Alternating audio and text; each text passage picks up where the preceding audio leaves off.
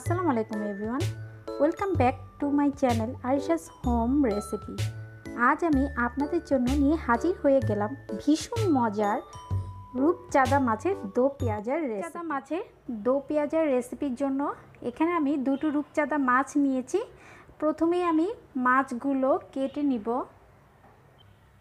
আমি মাছগুলো টুকরো করে কেটে নিয়েছি, কানসা আর পেটটা ফেলে দিয়েছি আর ধুয়ে এক্সট্রা পানিটা ঝরিয়ে নিয়েছি। প্রথমে আমি সামান্য হলুদ গুঁড়া আর লবণ দিয়ে মাছগুলো সামান্য লবণ আর হলুদ গুঁড়া দিয়ে আমি মেখে নিয়েছি। এখন আমি মাছগুলো ফ্রাই করে নিব। নিয়েছি 1.5 কাপের মতো পেঁয়াজ কুচি করে নিয়েছি, 1 কাপের মতো টমেটো নিয়েছি, টমেটোগুলো একটু ছোট টুকরো করে কেটে নিয়েছি। আর এখানে দুটো পাকা টমেটো প্রায় 1 কাপ হয়েছে। আর এটা রূপচাঁদা মাছের দো পেঁয়াজা, তাই কিন্তু আমি খুব বেশি মশলা ইউজ করব না, শুধু পেঁয়াজ, টমেটো আর হলুদ মরিচ গুঁড়োই ব্যবহার করব। 1 টিস্পুন হলুদ গুঁড়া, 1 টিস্পুন মরিচ গুঁড়া নিয়েছি আর নিয়েছি 4-5টা কাঁচা মরিচ আমি মাছ বরাবর একটু চিড়ে দিয়েছি। মাছ ভাজার জন্য এখানে আমি একটা প্যান নিয়েছি।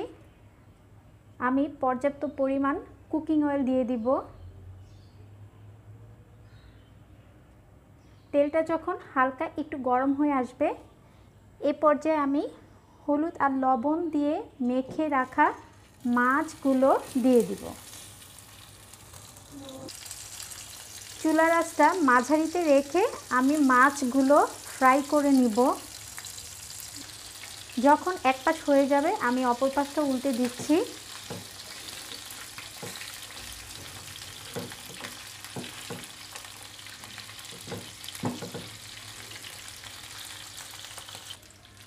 মাছ ভাজা শেষ, এখন আমি মাছগুলো তেল থেকে তুলে নিব।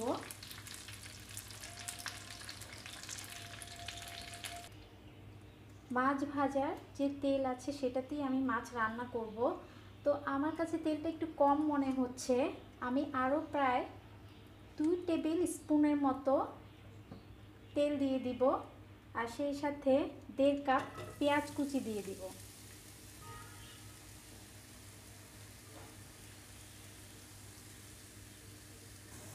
পেঁয়াজ দিয়ে আমি পেঁয়াজগুলো বাদামি করে ভেজে নিব। হালকা একটু বাদামি হওয়া পর্যন্ত অপেক্ষা করব। পেঁয়াজ কিন্তু একদম ব্রাউন কালার হয়ে এসেছে। এই পর্যায়ে আমি দিয়ে দিব 1 কাপের মতো টমেটো আর সেই সাথে হলুদ আর মরিচ গুঁড়া, আর দিয়ে দিব সামান্য একটু পানি, যেন হলুদ আর মরিচ গুঁড়োটা পুড়ে না যায়। এবার আমি মশলাটা খুব ভালোভাবে কষিয়ে নিব।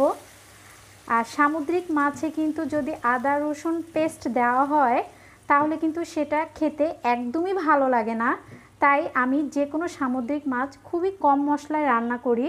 আর টমেটোটা দেই তাহলে অনেক টেস্ট লাগে। আর দিয়ে দিব স্বাদ মতো লবণ। আমি টমেটোগুলো একটু নরম হওয়ার জন্য অপেক্ষা করব, এই জন্য একটা ঢাকনা দিয়ে ঢেকে রাখবো। ফিরে আসছি টমেটোগুলো নরম হওয়ার পর। ফিরে এলাম 2 মিনিট পর। আমি এখন দেখব টমেটোগুলোর কি অবস্থা।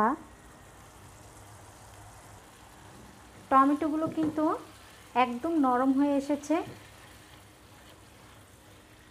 একদম পেঁয়াজ আর টমেটো মিশে গিয়েছে। এ পর্যায়ে আমি যে মাছগুলো ভেজে রেখেছিলাম মাছগুলো দিয়ে দিব।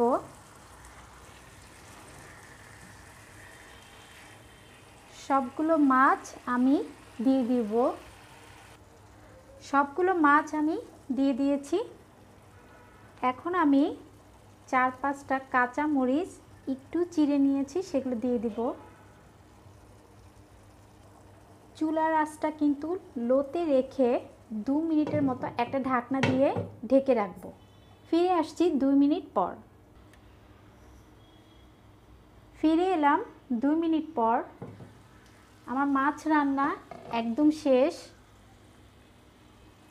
আমি লবণটাও চেক করে নিয়েছি, একদম পারফেক্ট আছে। এ পর্যায়ে আমি কিছু ধনেপাতা কুচি দিয়ে দিব। হয়ে গেল ভীষণ মজার রূপচাঁদা মাছের দো পেঁয়াজের রেসিপি। আশা করি আজকের রেসিপিটা আপনাদের ভালো লেগেছে। ভালো লেগে থাকলে প্লিজ আমাকে সাবস্ক্রাইব করতে ভুলবেন না। সবাই অনেক ভালো এবং সুস্থ থাকবেন। আল্লাহ হাফেজ।